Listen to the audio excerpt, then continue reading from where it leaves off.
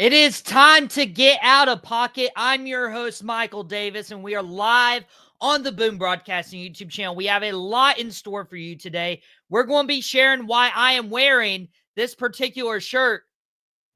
We are going to talk about Quinn Ewers declaring for the NFL draft. We're going to talk about the Baltimore Ravens and their diabolical plan with Deion Johnson. And then, of course, who won the Jared Goff Matthew Stafford trade that brought the Rams a Super Bowl, but might have excelled Detroit's growth and where they are as a franchise. But I have to start out with this news right here. The Dallas Cowboys coaching search is on. Jerry Jones, you get what you asked for. Outta Pocket's talking about you. The whole world is talking about you. And here in a few minutes, I'm going to be welcoming the Three from Deep host, Jason Colenso, and we're going to talk some Quinn Ewers. We're going to talk the Baltimore Ravens. We're going to talk the Goff-Stafford trade. We're also going to be joined by Cody Johnson from Drew Code Sports Talk, and we have a special announcement at the very end of today's live stream on Boom Broadcasting. But to update you guys, I've been covering this a lot as well on Fans First Sports Network. And so if you guys want to check out any of the material, it is on fansfirstsports.com, including an article I wrote about Robert Saleh getting interviewed. And so there's been a few names thrown out there. You get your Deion Sanders, you get your Robert Saleh, you get your Leslie Frazier, you get Kellen Moore, who is pictured here on the screen on Outta Pocket Live today. You have that for you, right? The Dallas Cowboys, sometimes I don't entirely understand or know what Jerry Jones is thinking, and mostly everybody's not privy to what Jerry Jones is thinking, not even his son, sometimes probably not even his wife. But I do want to stake claim to something very interesting with the Dallas Cowboys coaching search. Now, I kind of detailed a little bit on Fans First Sports Network the Robert Saleh fit. I don't think that is a fit at all when you look at the defensive personnel for the Dallas Cowboys. I mentioned that article down below as you can see that scrolling. I mentioned that Robert Saleh is a zone-first coach. The Dallas Cowboys roster is a man defense, and I could see that being a little style clash, if you will. And speaking of Jason, you guys can do what Jason just did right now, and you can comment live on our YouTube channel, streaming on Boom Broadcasting, and be a part of the conversation. Jason, wonder if this Cowboys coaching search is going to be like America's Got Talent. And of course, Jason is being a New York guy. He's got jokes. And Matt, who I host Dad and the Boys with, and also the host of Starstruck that drops on Saturdays, saying Coach Prime. I'm sure that is a name that Dallas Cowboy fans are familiar with from Deion Sanders' time as a player for the Cowboys. Coach Sanders has been on record of saying he doesn't want to move to the NFL. He wants to coach the young kids at Colorado. But you see Travis Hunter coming into the NFL. You see his own boys, particularly Shadur Sanders, coming into the NFL. And Deion obviously wants his hand on where his son will play. Very Manning-esque. Obviously, the infamous trade that sent Eli Manning to New York and sending Phillip Rivers to at the time, San Diego Chargers. So I don't know if Deion Sanders are going to do the same with where Shadur Sanders plays, because he knows the ins and outs of all the NFL organizations. I don't know the ins and outs of the Dallas Cowboys organization. I am not in the building. But as a fan for 26 and some years, I have studied Jerry Jones, and I might know where he's thinking, know where he's going. And so, do I think he's going for Robert Saleh? No. It wouldn't make a good scheme fit. I don't even think Robert Saleh is going to be the defensive coordinator.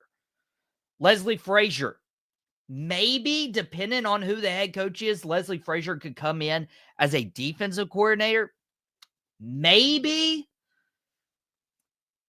Deion Sanders, it would make headlines. I wouldn't be surprised if Deion Sanders and Jerry Jones were able to, negotiate a deal and get prime time to be coach of the Dallas Cowboys like Mac wants to right here, I could totally see that scenario. But Kellen Moore is a very interesting name. Now, Kellen Moore, when he was the offensive coordinator for the Cowboys, working very directly with Dak Prescott, who actually beat him on the depth chart Dak's rookie year, elevating himself above Kellen Moore and eventually being the starter ever since 2016 when Dak was a fourth-round draft pick. Obviously, Tony Romo's injury played a big factor into that. But Kellen Moore worked really closely with Dak, his first time as a quarterback's coach, first time as an offensive coordinator, and Kellen Moore was very, very instrumental in Dak's growth, a high-powered offensive scheme. And then Kellen Moore got dismissed. Mike McCarthy wanted something different on his offensive coaching staff. He wanted somebody a little more conservative in the fourth quarter when they had big leads, so the team wouldn't give up those big leads. Kellen Moore very pass happy when he was coaching Dak Prescott. And then he goes to the Chargers, and he's there, and it's like, okay.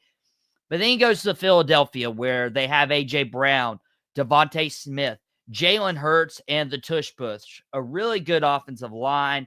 And, of course, when they get Saquon Barkley from the New York Giants. And utilizing him, Kellen Moore showed that if he feels confident in his run game, he is going to run the ball. He knows how to put together that sort of offensive game plan. And Kellen Moore's proven that he knows how to run the ball now.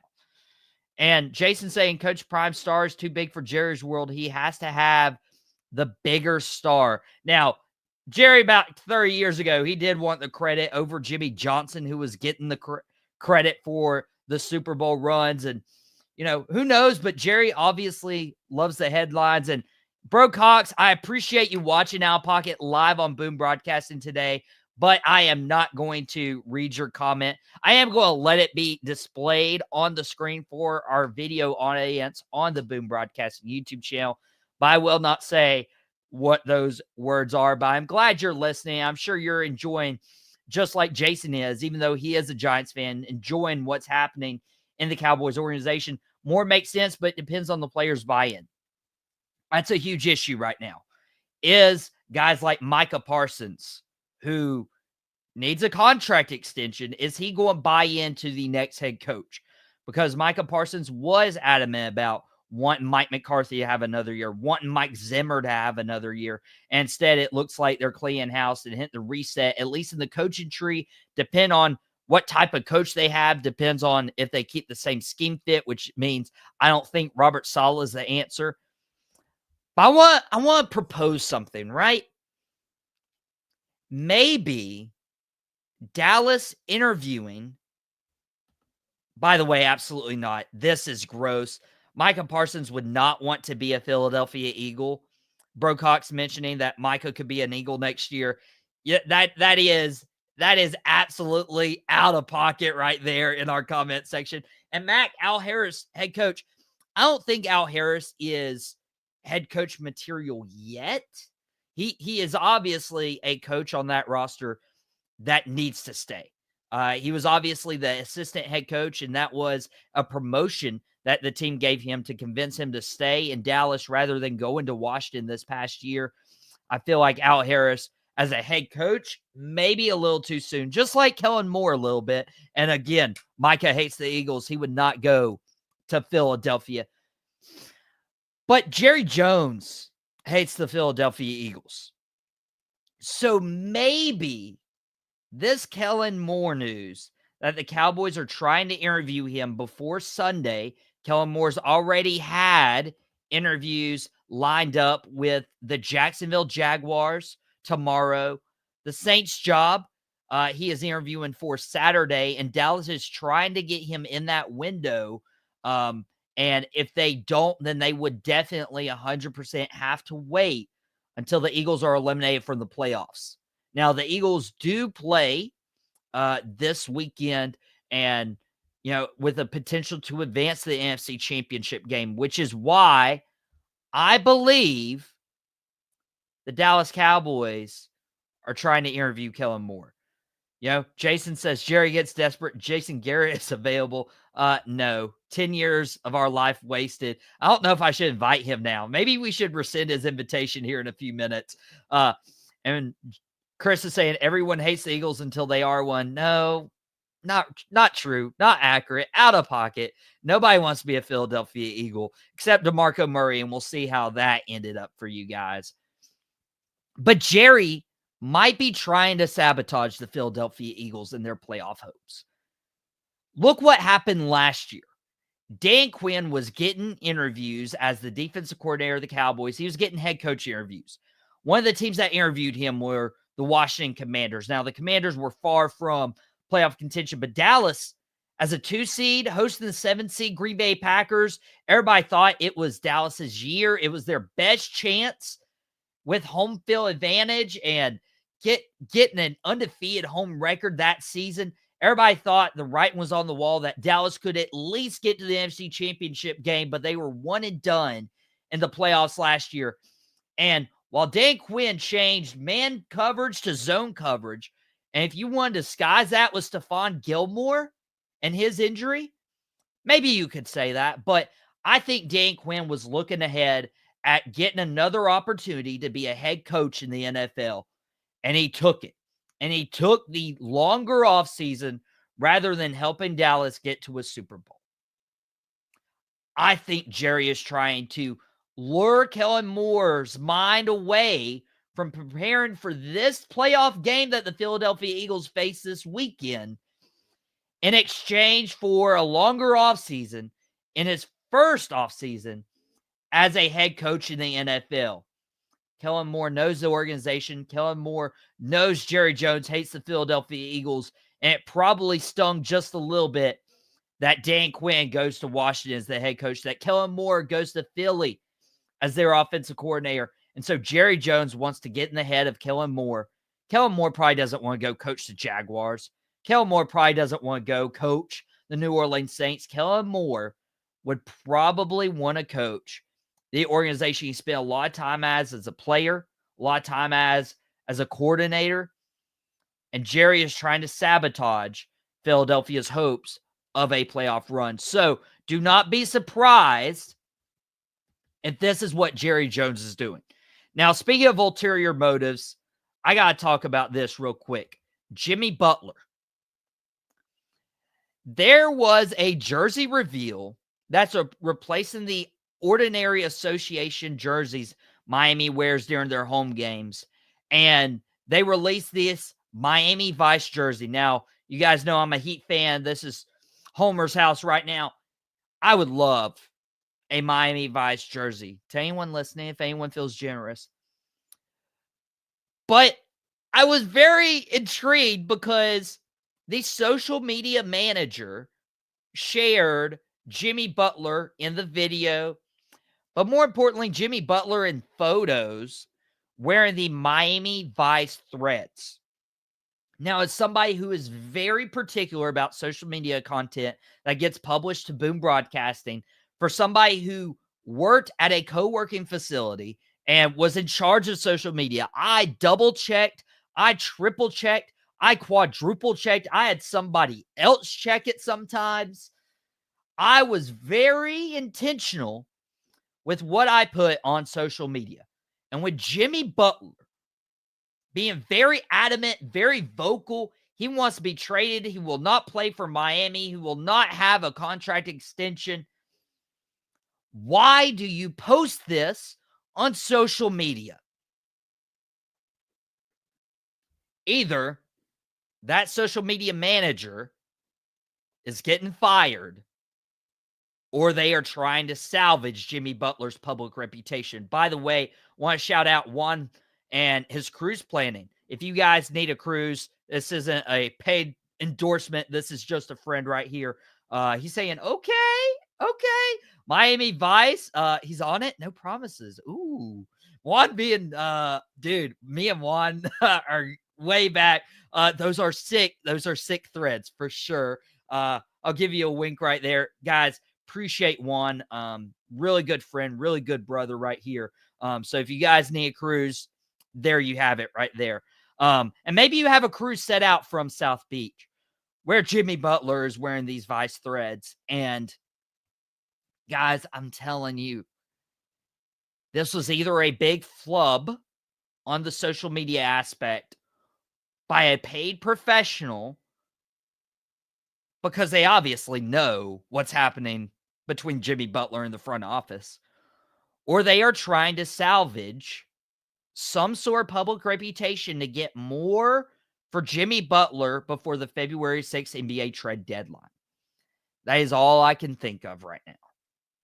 And so with that said, I would not be surprised if they're just trying to help get as much as they can. But in terms of seeing Jimmy Butler in the Miami Vice uniform playing Miami Heat basketball this year, I don't see it, unfortunately. And I know this guy. He hosts 3 from Deep. He's been texting me. He's been blowing up my phone as a good friend, but he's been rubbing in a little bit of this Jimmy Butler talk. We'll talk about Quinn Ewers here in a second, but the host of 3 from Deep, Jason Colenso, I got to hear his opinion on Jimmy Butler. Jason, good to have you on. Not good to have you in a Syracuse jersey, but to his whoever wants, right? I'm wearing a Miami Jimmy Butler shirt. This might be the last time I wear this shirt, depending on how the divorce goes between Butler and the Heat. Do you ever think Jimmy Butler will play on the court for the Miami Heat ever again? Man, that's going to be tough. I know he just reiterated here earlier this week that he does want to get traded, so I don't think so. I think this was a marketing ploy. They probably already had the photos already, so why not just release the photos? I think it's also a little bit of a jab at Jimmy Butler, like, hey, we were going to promote you. We were going to do this. You're part of this franchise, and now you don't want to be part of it. Well, we're still going to put pictures of you out there because you're still officially with us. So I think this was a little bit of a stick to Jimmy Butler, because these guys know what they're doing. Those social media guys, those marketing guys that work for these teams, they're not stupid. They're not going to post something by accident. There is always a subliminal message to these things. So I think it's kind of funny. Those are hot jerseys. I lived in South Florida for a long time. I lived in South Florida during the Miami Vice days. When I was younger, I had the white jacket and the creamsicle shirt. So I do dig those jerseys. They're probably one of the hottest city jerseys besides my New York Knicks that I love. I think it's a great look for South Beach. But this whole Jimmy Butler thing is not pretty. It's not turning out to be good. I think it's going to be a very messy divorce here pretty soon if they do not figure out something to get him out of there. And I think this photo is just kind of a little bit of a jab of, hey, Jimmy, we're going to poke you on the way out. Yeah, and it's getting ugly. Like, they're trying to change the suspension based on like conduct detrimental to the team to a worse offense, which would double a fine. And it's so hard and it's so heartbreaking to see the heart and soul of the Miami Heat and Heat culture over the last 5 years. He did a lot for that franchise, man. He did a lot for that franchise. I mean, you talk about somebody that literally dragged a team to the finals a couple of times that shouldn't. No, sir. It's close, but it's not in Canada. We get one giving you a hard time for the. It's all good, all good. I love it. But Jimmy Butler, to have this really come down to what it is becoming now, it's a shame because he was the heart and soul of that team. He dragged that team to the playoffs. His work ethic is not in question. You got a lot of guys out there. You talk about a Zion Williamson and some of these other guys that their work ethic is questioned. That's why they want to get rid of them. A Beal, who's kind of got some sketchy things going on right now. Jimmy Butler's work ethic is not in question. If something had happened And of course, it probably had to be money because Jimmy didn't get his extension. So those conversations probably took a turn for the worse. And now you're having this ugly divorce, which shouldn't be, because he gave everything to that team. He gave everything to that city. He brought them to the finals when that team really didn't even belong there. It was all because of him. So this is very, very disappointing because he is a phenomenal player and he gives his heart and soul every day on that court. And I think that's why he's so mad about this too, is because he knows that too. So it's very disappointing. But this is the ugly side of sports that comes along with all the glory and all the other stuff. I mean, this is what we get to talk about, which is great. But at the same time, it is what it is. This is a natural part of business. Yeah, and super, super unfortunate. And Juan saying thinks it's a clash of characters. And that's true. Like Pat Riley and Jimmy Butler come from two very different generations. And Jimmy Butler is in a era right now where superstars have a lot of power. And that's just reality. It is. Pat Riley is like, not like, just play basketball, but like, I mean, go do your job. Don't make it harder for the coaching staff. Don't make it harder on your teammates. Don't go on a private plane by yourself to games. Like, actually be a part of the team and want to be here.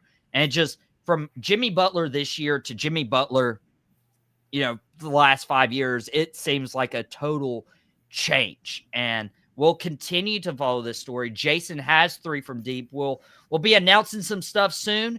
Some very exciting stuff in the works when it comes to Boom Broadcast and some NBA content. And from yours truly, the 3 from deep host, Jason Colenso. But want to switch gears back to Quinn Ewers, who declared for the NFL draft. And I told you guys we're going to have some news. So stick with us till the end of today's live stream where we will announce that. But bringing in to talk some college football to the NFL transition, I'm transitioning to the host of Drew Code Sports Talk, one half of them at least. We'll get the other half in. And we're trying to talk about the people, but my people got in touch with his people this week, and it has worked. We got Cody in the building, all the way from California, as it says on his hat right there. Kind of UCLA kind of font and colors right there. Cody, it's great to have you on. Thanks, Mike. Thanks for inviting me. Jason, buddy, we need to talk about some activity that you've been doing. Do you have a permit for those guns? Are those legal? They are legal, baby. All right. Are they registered in all 50 states? Registered all 50 states. Especially right here in Virginia, they like their guns in Virginia here. So, oh yeah, you guys are looking good, Jason. Shout out to you, man. I tried to catch your last episode 3 from deep. I appreciate it, man. I appreciate you. Hey, 3 from deep, and you know what? I was trying on NBA 2K, dabbling in the PlayStation video games a little bit. I tried creating Jason on NBA 2K, but I couldn't get the tattoo just right. It's I'm just one of a kind, funny. One of a kind, baby. You ain't recreating this. This is all one shot deal. That's it. That's right. No AI here, baby. That's it. AI couldn't even touch you. Yep. No, not at all. And what people hope that doesn't happen is recreating a Colt McCoy coming out of Texas. Quinn Ewers declaring for the NFL draft. So guys, I'm a little torn with Quinn Ewers declaring for the NFL draft. Now, you can obviously see like how he was a couple years ago. He was obviously one of the better quarterbacks coming into this year. I looked at his final playoff game, and I was not impressed at all when it came to Quinn Ewers. It looked like he was a little shaken up going up against a better defense, but he did have some stats and some records. He tied for 4th all-time in wins by Texas quarterback, tying Sam Ehlinger, but he trails Colt McCoy, Vince Young, and Bobby Lane when it comes to wins for Texas. He was the number 2 overall recruit in the country when he was coming out of high school. And guys, I don't know if I would take a first-round pick on this guy. Maybe if you look at the quarterback class and you're like, hey, I don't feel confident in Shedeur Sanders if he doesn't have his dad. Maybe there's something about Cam Moore that makes you question things. I'm not as sold on Quinn Ewers as a quarterback. I don't think I would waste a first-round pick on him, especially after that last playoff game that he had. So, guys, I want to ask you, is Quinn Ewers a first-round pick? Cody? Man, this is tough because you're looking at his stats, and he did have a fall off from 23 to 24 for sure. And then it doesn't help that you have Arch Manning that's sitting on the bench that could replace him in any time. And at some points in the season kind of did. Again, Quinn had a really good showing, and it just kind of trailed off. You thought he could achieve more, and it was just underwhelming. I think Quinn Ewers is going to be a quarterback in the NFL, no doubt. If I'm a team that needs a quarterback, though, and I don't see him as a first-round quarterback, maybe and I'll use the Raiders as an example. With the number 6 pick, we're probably not going to get Shedeur Sanders or Cam Ward, so that's off. However, that might change our strategy, let's say, to say, okay, first round, maybe we address a position of need, and then if Quinn Ewers is floating there around the second or the third round, depending on how well he does in draft day and the combine, maybe then they take a shot at him. Because let's be honest, he may not be first-round talent, but if he can play in the NFL and he's coachable and you can, get him to improve through training camp and being in a pro system, then I think it's worth the shot to at least, let's see how high we value him and let's see where the cards may fall in terms of what some coaches will or what some teams will do. First round, though, is a little rich for my blood. I'd have to see him completely ball out in the combine and in his pro day, and I'd have to see that arm strength is comparable to, Joe Burrow or Patrick Mahomes. If he has a laser for an arm, we just haven't seen it, then that's a different story. But I think we all kind of understand Quinn Ewers is probably a second to third round quarterback. Maybe he's a middle of the pack type of quarterback. Don't know if that means that you need to spend a first round pick on him, though.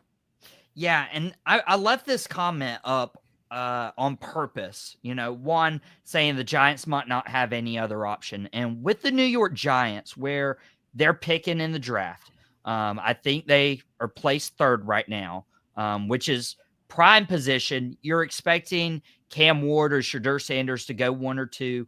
Maybe Travis Hunter sneaks up to that 1 or 2 spot. But Jason, I want to throw this out at you. Could you see a scenario where the top 2 quarterbacks are taken and third overall, you're going to go and take Travis Hunter, and then the second round, if he's there, would you feel comfortable with Quinn Ewers as your quarterback? I don't know if I'm really sold on him. He's, I think, the 4th ranked quarterback right now. He's in between Melrose and Jackson Dart. So there are some other quarterbacks out there. This is going to be an interesting draft. You have 2 hot quarterbacks right now with Sanders and Ward. You have a bunch of teams that are going to be clamoring and that desperately need a quarterback with the Jets, the Raiders, the Giants, the top 2 teams now with Tennessee and Cleveland. So is it worth spending first round talent on a second or third or fourth round quarterback? Do you get the best available? If me as a Giants fan, I'm not sold on Ward and Sanders. I think they're good. I think they have potential in the NFL. I wouldn't put top first round money on those guys because that's going to be really tough because what you're talking about is first round money, guaranteed contracts. Are those guys really, really worth it? To me, Hunter is the best overall player in the draft. If he falls to third, it would be ignorant for the Giants to not take him. And then maybe you trade up. Maybe you give away your second. You trade up to a late first round with one of those other teams and try to do some moves so you can get yourself. I'm not sold on yours. I do like Dart a little bit better. I'm a big fan. Syracuse, Kyle McCord had a phenomenal year. Is that Jason Kelsey on there? Oh. We got Brian Windhorst and Jason Kelsey in the show, guys. There we go. That's a nice compliment. I appreciate that, Chris. Thank you. Yeah. Chris, But obviously the host of Dugout Debrief, he dropped his show earlier today. Yep. Speaking of shows dropping today, Sean dropped It Stinks. And not only did he do TV review with Chicago series and Squid Games, but he also did his first ever book review of Steve Urkel's book. And he said he's at a middle school basketball game, but had to drop in during halftime, catch up on Outta Pocket. Appreciate you, Sean. Good work on your show, It Stinks today. Both It Stinks by Sean and Dugout Debrief by Chris DeLuca is available on demand for Boom Broadcasting on the YouTube channel. You guys can go check it out. If you're watching live on Boom Broadcasting's YouTube channel, thank you. If you're watching live on the Facebook page, thank you as well. We are fastly approaching 500 followers. I keep refreshing. We've had a spike today. We're at 442. So if you guys aren't following either the YouTube or the Facebook, you guys can just hit that like, hit that subscribe. It's free. It just supports the guys who are creating all this great content. And Jason kind of brought it up, Ewers, Ward, Sanders, looking at the whole quarterback pool. And we'll get to the Baltimore Ravens and what they did with Deion Johnson here in just a second. But I got to ask you guys, January 16th, you might have a different answer than you do April 16th. Who do you think has the best future and you would be most comfortable taking? Because both of your teams need a quarterback. Would you be more comfortable with Shedeur Sanders in the pros, Quinn Ewers, Cam Ward, Cody? How are you feeling? This is tough because at least for the last few seasons that I know of the draft and the combine, usually when you get a private workout in, you get those pro days, it really kind of changes perspective a little bit. If I'm just looking at game tape, it would look like to me that Shedeur Sanders looks like to be pro ready. And a lot of that is because, he's got to have a similar situation where a poor offensive line at whatever team he goes to running for his life, he's going to have to make quick decisions. Is he going to have to let go of the ball quicker? Yes, but for the most part, he's built like a starting quarterback. His dad used to be in there, and he's got a lot of connections. And truthfully, too, Shedeur Sanders could have very easily played the Nepo card and gotten a free pass, and he's played very good games against very good competition. And even when Colorado got into, the Pac-12 or whatever conference they're in now, his game got better even after transferring from Jackson State. So that tells me that competitively, he is willing to take the next step. Cam Ward, I think, has a really good upside because the whole nonchalant on the field kind of rubs me the wrong way. However, it just could be like when we get to the pros, that's when we turn it up. So if I had to pick between the two, though, I'm almost siding with Sanders just because there's some upside here. There's a name that has to go about it. There's a lot of people that are kind of rooting against him. And I don't see any quit in this kid. So I would say Sanders to me has a pretty bright future in the NFL. So Cody's going Sanders. Don't entirely agree with that, but Jason, I'll let you spill your guts. For me, big thing is I don't think any of these guys right now are 100% NFL ready. I think they got a lot of upside. I think they have a lot of talent. But here we go again with just, all right, we need to pick a guy and we're going to throw him right out there. And he's going to lead. He's going to do a Jaden Daniels and lead our team to the playoffs and be this unbelievable rookie. I think that. And we'll experience Mac bringing up the best pro prospect, maybe Jackson Dart. Yeah, Jackson Dart, but you got Milroe, you got Gabriel. Again, you got McCord, you got Leonard, you got Daniels, you got Howard. You got a lot of good quarterbacks out there that have some talent and to be developed. Our Sanders and Ward, 100%, you start them the first game, they're going to start them anyway. So whoever drafts them is going to start both of those guys. I think they have talent, but a lot of it's going to depend on what team they go to and how they develop them and in some of those things, because I think it's going to be really tough. I don't see that first round, this guy's a stud, this guy's going to come out and light everybody up. I think these guys have talent. I just don't see them, either one of them, being NFL ready. It's going to take some development on both of them. And that's the biggest thing. The NFL is making mistakes, is they're throwing these guys out there very young, giving them the keys to the Ferrari without teaching them how to drive. So you got to teach them how to drive a Ferrari before you just throw them in there. You got to teach them how. Yeah, you got to teach them how to drive, and you swerve when you drive.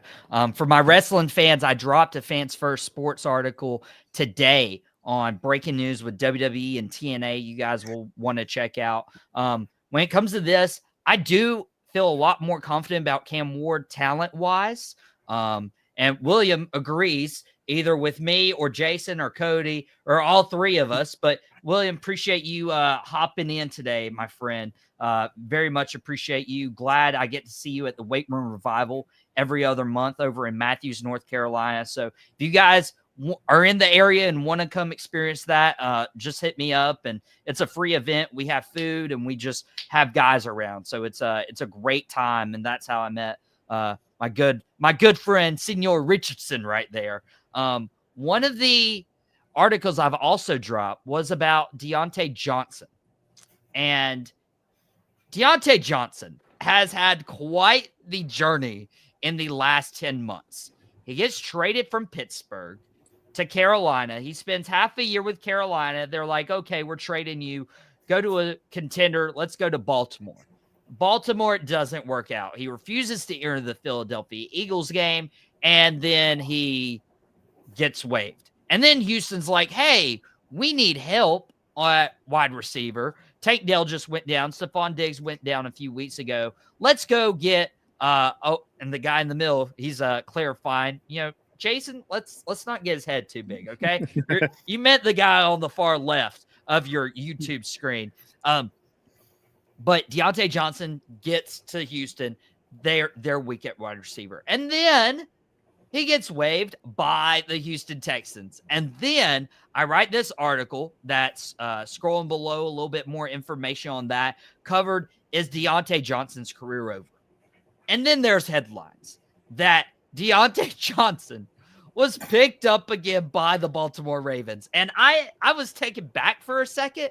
I was like, whoa. You have a guy who refuses to enter an NFL game and you pick him back up? And then I'm like, wait, let's evaluate the situation. Deion Johnson is not allowed on the roster. He's not allowed to join the team because he joined after the playoffs started. So technically, he can't join until after the Super Bowl.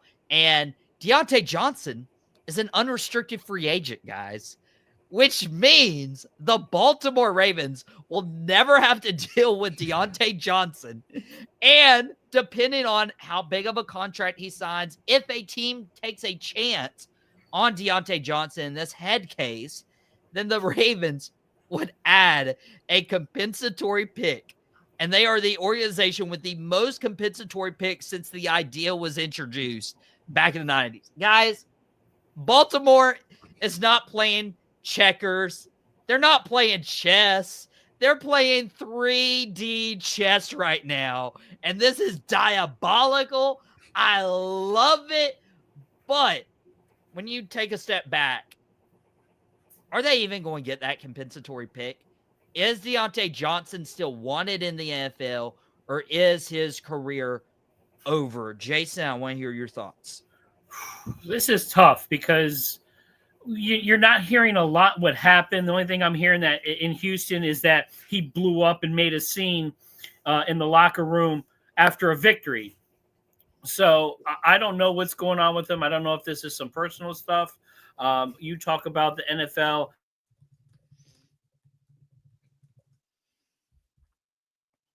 And we'll segue to that's am I back? Sorry, I lost me there. So I don't know what happened to him. I don't know what's going on with him personally. I think something needs to come out about what's going on. If it's just him being a diva, then I don't think anybody messes with him. I think it's going to be tough for another team to really trust him. But if something comes out where he's got an issue, this is what's going on, I think somebody gives him a chance, because the NFL does like to give chances. They've proven it back, over history. How many times did Antonio Brown get a chance? How many times did Le'Veon Bell get a chance? You got a lot of guys that got chances. Michael Vick got a chance and ended up doing some positive with it. So let's not kill him until we find out what is going on with his brain, because something's got to be going on for him to kind of lose it with all these teams, I don't know. Something's pretty scary going on, and I'm not sure what it is, but NFL talent is NFL talent, and someone will take a shot on them, especially since contracts aren't guaranteed. Someone will throw something at them, that's a not guaranteed and maybe bonus related kind of contract. So someone will take him. Someone will give him a shot, but it's going to be one of those things that I don't think anybody's going to really invest money into him. Yeah, and Mac bringing up a good point. Look how many shots Antonio Brown got. Speaking of Steelers receivers, Cody, they do not have a good track record. No. But do you think Deion Johnson does get another shot like Antonio Brown did? You know what? This is a tough one because I have a little bit of empathy for the teams that brought him in, try to get something out of him, because I think he could be a huge contributor on a playoff potential team. Texans, let's say if he doesn't have that blow up and he finds himself ingratiated with the team, probably does have a better game now against the Chiefs, where they really do need some receiver depth to kind of combat that secondary. So it's kind of maybe some bigger things were on the horizon. But then on Deion Johnson's side, I'm curious, just like Jason, what is causing all this? You go to the Ravens where you could potentially get a chance to go deep and win somewhere. That doesn't work out for whatever the reason might be. And some reports are suggesting very similar to playing time or not getting the ball enough or whatever. And so the Ravens aren't trying to mess around with their culture. So they waived him. Texans picked him up. Again, another playoff potential team. And again, the same thing, playing time or usage or whatever the situation is. And it doesn't work out. And I agree with Jason on this respect is Deion Johnson is too talented of a receiver not to be on a roster. Depending on the team, though, I will say, do I think he's more likely to be on the Cleveland Browns than, let's say, the Detroit Lions? Yeah, because Detroit doesn't want a diva receiver that's going to be all about them when it's a team first mentality. Whereas, Cleveland Browns, they're going to kind of want as much talent as possible. And, look at Amari Cooper. He kind of was in purgatory for a minute, and then he gets traded to the Bills, and he's making the most of his opportunities. Now, whether that comes in a lot of targets or catches is beyond the other point, but he's on a winning team now. But I think Deion Johnson is too talented to not find his way on the roster. It's just really sad, though, because you guys bring up, AB and I think Le'Veon Bell was one that was thrown out there. Another name that got several chances because of his talent, Josh Gordon, for many years was always in the league. And he was, if he would have stayed on track, he probably would have been one of the best receivers to grace the field. And because of drug usage, because of failed drug tests and all the other things and all the other personal stuff he struggled with, he ended up on and off a bunch of different teams, and he never really was able to live up to his potential. But because of his talent and what a lot of people suspected that he could do, he still wound up on a team. And, the Kansas City Chiefs, I think, was one of his most recent stops, I believe, a couple seasons ago when he was getting back into the league because Seattle, too. I think he got Seattle, correct. Seattle, he was there, I think, when Brandon Marshall and him were both together, I want to say. Yep. And then one of the last few teams that he was on was the Chiefs. And I don't remember if it was the one where they lost against the Buccaneers, the one where they beat the 49ers the first time. But I just remember he was one of the rotational receivers. But point being is if, just like what Jason said, and just what you've alluded to, Michael, if you got talent in the NFL, the NFL is really good about looking the other way about whatever your transgressions are, falling short of just straight up walking off the field like what Campbell did, who probably, again, won't ever see an NFL roster. But if you got talent, you probably will make a roster. It just may not be a quality team. And if that's okay with what you live with, then, hey, that's what you'll get. So, yeah, it's I wrote about this on Fans First Sports Network, and just to preview guys a little bit to the article, I feel like it's over. I feel like you have 3 teams in as many months, and it's not because there's a lot of talent and they just can't find you a spot on the roster. It's stuff that you can fully control, which is your attitude, your mindset, your response to certain events. If you're not going to show that team first mentality and you're not going to show that you've changed, I mean, at some point, and it's like a relationship. If you've had 3, partners in as many months, are you really going to blame all those partners, or are you going to start looking inwardly at yourself and be like, oh, actually, maybe I might be the problem. So that's my take on Deion Johnson. And, hopefully he does salvage his career. I'm not rooting against him, but it feels like Deontay is rooting against Deontay when it comes to his NFL career. And now, guys, I want to bring up, talent. Cody brought up talent. Cody also brought up the Detroit Lions a little bit. And you guys might have remembered a trade, a few years ago where we saw Jared Goff and Matthew Stafford swap teams. We haven't seen many quarterback-for-quarterback trades. The LA Rams also shipped over a few draft picks that allowed the Detroit Lions to kind of retool their roster if they chose to do so. And I'm bringing this up now because I don't know how this weekend goes. Tomorrow, we're going to be predicting the NFL playoff matchups, as always. But I was looking at this NFC playoff picture. Depending on how this weekend goes, we could get the Los Angeles Rams and the Detroit Lions. We could get Jared Goff versus Matthew Stafford with a trip on the line to the Super Bowl. Guys, let me read off to you how this trade looked in hindsight. You never know how a team is going to use those draft picks, so on and so forth. And it's always hindsight's 2020. Let me read you, okay?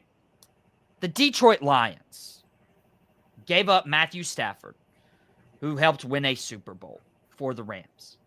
The Detroit Lions received Jared Goff, and then picks that would land them Jahmyr Gibbs, Sam Laporta, Jamison Williams, Ife Melifonwu, the defensive back, Broderick Martin, the defensive lineman, and defensive end Josh Paschal.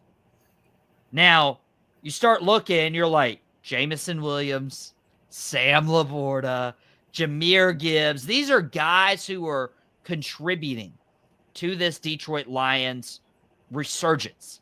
Everybody wants to give credit to Dan Campbell, and he does deserve some credit, especially with his aggressiveness. But you look, and yeah, Detroit might have given the LA Rams a Super Bowl. But guys, Detroit could very well win the Super Bowl this year. And it could be because of this trade. Now, as it stands right now, the Rams, their claim to fame with this trade is a Super Bowl. They got what they needed. They got what they wanted. But guys, as it stands right now, who do you think won this trade if Detroit doesn't win a Super Bowl? Do you think the Lions or the Rams won this trade? Cody, how do you feel about it in hindsight? Okay, so in hindsight, as we sit here today in 2025, if the idea of the trade was to get better to win a Super Bowl, and the Rams have done that, and the Lions are still trying to do that, the Rams have won, in my opinion. And here's why. Listen, and I don't want to get bogged down in the situation here. First year that Matthew Stafford gets traded, he takes him to the Super Bowl, and then they win. The Detroit Lions, though, this season have broken franchise record for win streaks, wins in their franchise in general. They are making leaps and bounds, and they have added a plethora of talent to put them in the best position to win a Super Bowl. Absolutely, no doubt. However, I would ask this question then to determine who won. When the trade was done, was this for the Lions to win the Super Bowl or to improve their chances? Is that correct? Mm-hmm. Okay, but the Rams have already won said Super Bowl, correct? Yeah. So the Rams have won. That was what their goal was. That was what each team is going for, the Super Bowl, be relevant, be all that stuff. And that's exactly what they did. And what's even scarier is as they started the season, the Rams did, I'm talking about, started 1-4. Now they have fought in their way to not only win their division, but they knocked off, the Vikings, who was the second seed. Well, in terms of record, they were the second best record in the NFC. And not only that, but they have an opportunity to knock off I think they're playing the Eagles, if I'm not mistaken, in Philadelphia. And if they do that, then they pretty much have a straight shot to get back to the Super Bowl. And the last time they won a wild card was the year that they went to the Super Bowl. And they're healthy. They have all their weapons. There's really nothing stopping them. And in my opinion, that's all you need to say for the Rams to have won this trade. And Detroit is still looking to break the Super Bowl curse that initiated this trade to begin with. So my thoughts are it's the Rams that have won this trade as of today. And you brought up the curse. Like, everybody looked at Stafford and saw the amount of talent, but it was like, you can't break through that glass ceiling because he had Calvin Johnson at one point and just still couldn't get past it. And for him to go to LA and win a Super Bowl with the Rams is huge. But also, like, the Rams and the way their roster was constructed, it wasn't for long-term success. Detroit, with this trade, has put young pieces around Jared Goff to where it could be maybe a potential dynasty if Detroit wins this year and decides to, keep building on what they've already done. Jason, when you reevaluate this trade of Goff and Stafford and what the Lions and Rams were able to send off, how do you feel about it? Well, Cody hit the nail on the head. Short term, Rams won. They won a Super Bowl. That's what this is. This is the NFL, which stands for not for long. How do you know? How do you know Gibbs was going to turn into what he turned into? How do you know Laporta was going to turn into what he? Win the chip now. There is no next year. Get it now. So they won the trade at that moment. Now, long term, man, the Lions are deep. Man, they got some talent on that team. And I can see that talent progressing year after year. If they can get over the hump this year, that's going to be fantastic for that city. That city's been starving for it. Don't worry about the Cowboys. But I don't know if I'm more offended by Juan's comment or Jason's.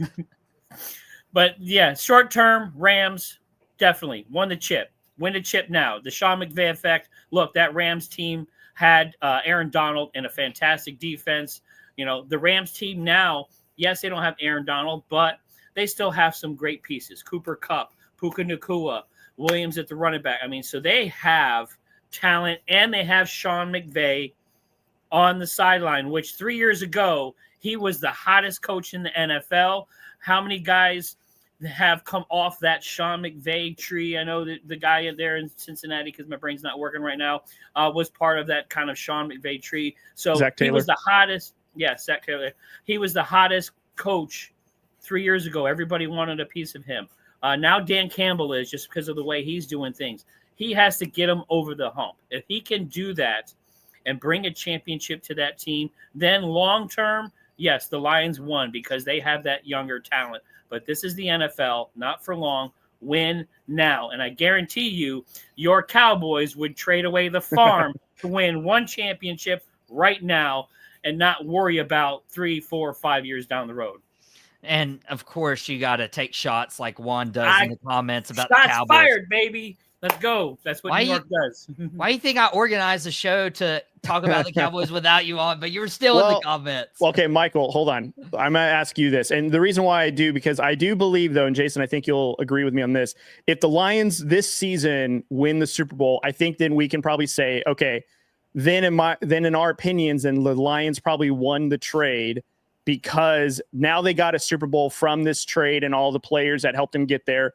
Then maybe the argument could be that the Lions are the winners of the trade because of all the talent that will stay on the team even after Goff and that would have outlasted Stafford and all that. But until then, it's the Rams. And Michael, if I were to tell you that if you trade, name a player that you like, but maybe if you got some assets for them, they would make you a Super Bowl contender. If I said, Michael, in 3 seasons, Prescott off that team and trade in with somebody, it'd be like this. It's like, Michael, in 3 seasons, if you get rid of either Dak Prescott, CeeDee Lamb, or Micah Parsons, one of the three, you get rid of them right now. In 3 seasons, you'll be a Super Bowl champion. Would you do it? I would. I would. See? I need a Super Bowl in my life. Speaking of one saying Detroit, the New York Midgets and the other New York team and the Brownies and the Bears and the Raiders won't win his lifetime. So he took shots at both of you guys too. That's fine. But I would, like you would want a Super Bowl, obviously. Yeah. So that's why the Rams won this trade. They already got the Super Bowl. So even if the Lions win this year, yeah, they did great in the trade. but the Rams already won it. You can't win a race twice when you've already won the race. So the Rams already won the race. They got the trade that year. Next year, boom, you win the Super Bowl. Race is over. You done won the chip. So long term, I think the Lions are going to end up being the true winners of this. But man, not for long. Get that chip now. Exactly. So if the Lions do win the Super Bowl this year, do you consider this a win for the Lions, or do you consider this perhaps the most even trade we have ever seen in the NFL? Probably Cody? pretty even. It's only if the Lions can go back to back or really string some victories together, maybe then you say, well, wait a minute, guys, this is what happened. But if they only get one chip and that's it, then yes, I think you can make that argument. I don't know. I don't know if you can. I mean, stringing it back to back, that'd be one thing. I think the fact that, again, if the Lions do win, and again, a lot of those players that, Michael, you read off are extremely young. They'll probably be in the league for several more years in order to help bolster the chances. And I think the reason why I would still say, look, the Lions, if they do win this trade, but it's not just because, hey, Super Bowl for Super Bowl, they got a Super Bowl and their GM, their personnel department turned around all these great players, found them, and now they're a huge part of their team, which could lead them now to reset their organization to be winners and not these 30-year of despair like they were prior to this trade even happening. So that could be the argument as well. Yeah, and I hope we do get Lions-Rams. I feel like that would not only be good for me because NFC East teams would be out of it, but to really dive into this topic next week would be really good. And Outta Pocket will be back on Friday, tomorrow at 5:30 to talk some playoff games. But guys, we're not done yet. We're not done yet because I told you guys we have some news for you on Outta Pocket. So stay tuned these last couple minutes. But before we do that, I did want to give our guests a farewell send-off, including Jason from Sideline Savants from 3 from Deep. And Jason dropped his NBA podcast, gave a little bit more of his MVP watch. And Jason's obviously our designated hitter. He is batting anywhere and everywhere he can. We appreciate him. If you guys haven't watched 3 from Deep and the NBA podcast, we did have a Jimmy Butler segment a little earlier today. Jason got to provide his thoughts on. If you tuned in later, you can go back and watch, available on demand through the Boom Broadcasting YouTube channel. But guys, wanted to share appreciation for Jason because he is above and beyond right now. And the last 2 episodes we've done, he has come on with like 30 minutes notice. So he's legit right here. You guys want to go check this stuff out. That's right. He stays ready so he doesn't have to get ready. I appreciate that. I'm always ready. Thank you, Michael. Thank you, Cody, guys. It's always an honor to be on here. Thank you all very much for watching. Again, like and subscribe. Boom Broadcasting, doing big things, man. So put our names out there, man. Nothing but good stuff. So I appreciate it, guys. Thank you so much. Nothing but good stuff. Appreciate you, Jason. And guys, I told you we have some news. And so you see the guy on the screen right here, Cody Johnson from Drew Code Sports Talk. And so if you guys are like, hey, I want you guys to keep talking sports. Well, it's 6:30 right now if you're joining us on the East Coast, 3:30 if you're on the West Coast. If you want us to talk some more sports, all you have to do is say the word, because today Cody was on Outta Pocket on Boom Broadcasting. If you're joining us, you should subscribe. But tonight at 8:15, we're going to go live again, but not here. We're going to be over at Drew Code Sports Talk. This will be the three-peat for the collab. I'll be joining Cody on Drew Code Sports Talk, their YouTube channel, it's in the name, to talk sports. One loves your hat, Cody. Are you going to be wearing that hat tonight on your live stream?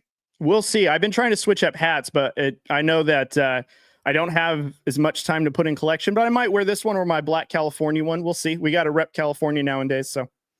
Well, it's going to be exciting. Would you like to preview what we're going to talk about here I guess we're under the 2-hour mark. We're under 2 hours. So for our show, Michael, and I sent you over notes, we're going to be kind of being some matchmakers for some teams and to see if we can get them into prosperity with potential coaches. And as what we've been doing and what you'll do tomorrow, but we'll do tonight on my channel is we'll be talking some divisional games and have a little fun. And of course, again, if you guys have gone to the last 2 episodes, then you guys will be excited on this 3-peat one.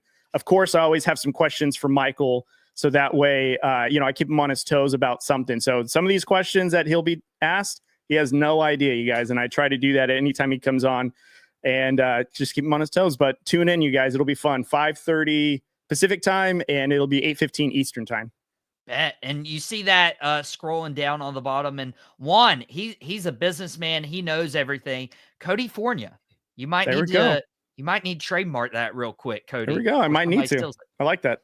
But Juan does great stuff. You see the cruise planners in his name right there. If you want a cruise, that is your guy right there. And, hopefully Jimmy Butler will take him up on it. And Juan sends him so far away from South Beach because this is probably one of the final times I wear this, unless I know I need to get dirty. But guys, as you're reading, I will be on Drew Code Sports Talk, that YouTube channel tonight, 8:15 p.m. Eastern time, 5:15 Pacific. Appreciate you, Juan.